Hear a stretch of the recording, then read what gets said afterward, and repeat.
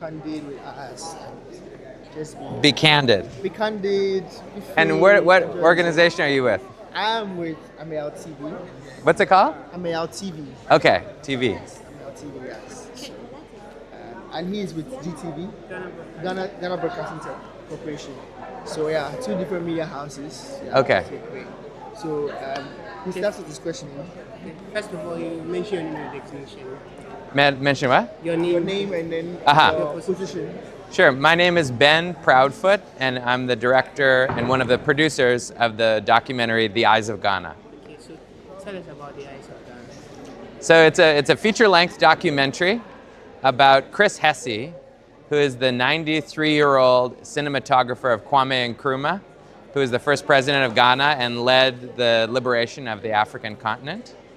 And films that Chris had made in the 1950s and 60s that trace that whole story that were thought to have been burned in the coup of Nkrumah in 1966, but Chris had kept all of those films safe in a vault in London. And so our film is about Nkrumah's story, Chris Hesse's story, and the story of these films and the power of the moving image. So, what can we do if you want more of this? Actually, we were talking to the gentleman. You mentioned something about the government. So, can you throw light more on that? Yeah. So the film only includes 15 minutes of the archive of Ghana's history. But there are 300 hours that are sitting, waiting, that have never been seen before in London, in a vault.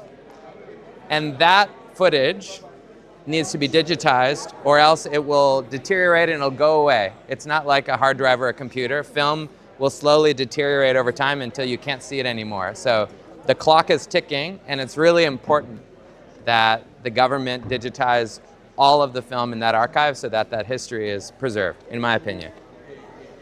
So I have two questions for you. One of it is, so this kind of documentary storytelling, it feels very, it requires some sort of honesty. Was there part of you that you were having second thoughts to reveal in the film, or in the film process? Maybe there were informations that you came across that you were having second thoughts in revealing during filming. Oh yeah, no, the film is honest. I mean, it's also subjective, right? The film is telling the history from Chris Hesse's perspective. And, you know, we didn't intend to make an objective documentary where we lined up 10 Nkrumah scholars and interviewed each one and say, what do you think, what do you think, what do you think, and here are all the views. We were telling the story about one man who we loved, obviously, and his life story through his eyes, a subjective point of view. So that it's an emotional story, but it's not an objective story in that it is factual. There's nothing in there that didn't pass the fact check, but it's subjective. It's from Chris Hesse's perspective, how he views it. It's not an encyclopedia entry on this part of history.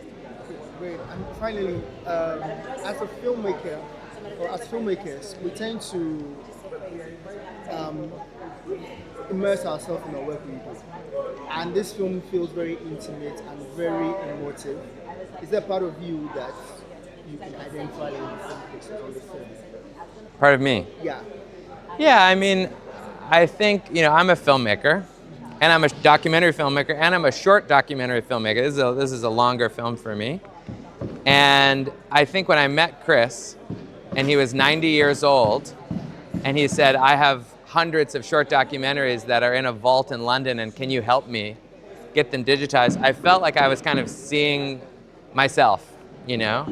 And of course I wanted to help him. And I just felt immediately like we were part of a filmmaking family. Immediately, we spoke the same language. Even though I'm from Nova Scotia and he was from Ghana and I was 30 and he was 90 years old, we immediately spoke the same language. And so I fell in love with this country, and I fell in love with Chris and Anita and the whole story, and I just knew that I needed to do whatever I could. I was in the right place at the right time. What can I do to help bring this story to a broader audience? And I followed that curiosity, and that's what brought us over the course of 5 years to the premiere in Accra today. Thank you very much. Yeah. So what would be your last words? My last words? Forward ever, backward never. Kwame Nkrumah. Keep framing. Keep on